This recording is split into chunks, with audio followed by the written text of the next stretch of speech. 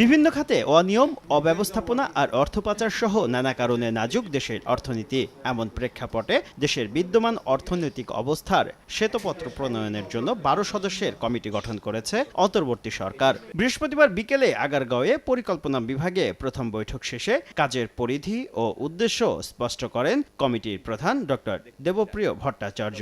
অনেকের কাছে কেমন একটা ধারণা হয়েছে যে এই কমিটি বোধহয় দুর্নীতি ধরার কমিটি। আমি আপনাদের কাছে পরিষ্কার বলতে চাই, এইটা দুর্নীতি ধরার কমিটি না।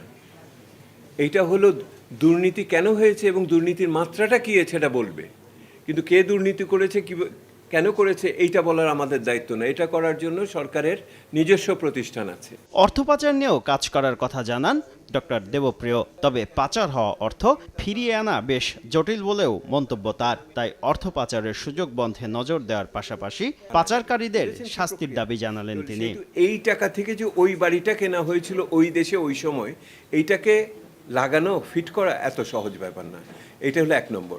দ্বিতীয়ত হলো ওইটা আনার ক্ষেত্রে যে আইনানুগ যে সমস্ত চুক্তি থাকে, সব দেশের সাথে আমাদের সেই চুক্তিগুলো যথোপযুক্তভাবে নেই। টাকা পাই বা না পাই, লোকগুলোকে শাস্তি পেতে হবে, সেইটার ব্যবস্থা করতে হবে।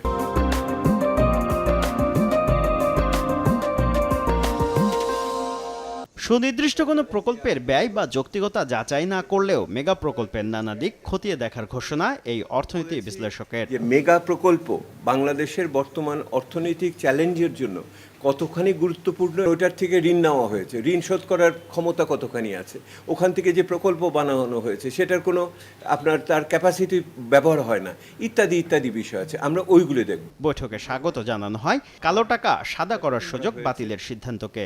বাংলাদেশের শুভ খান, সময় সংবাদ, ঢাকা।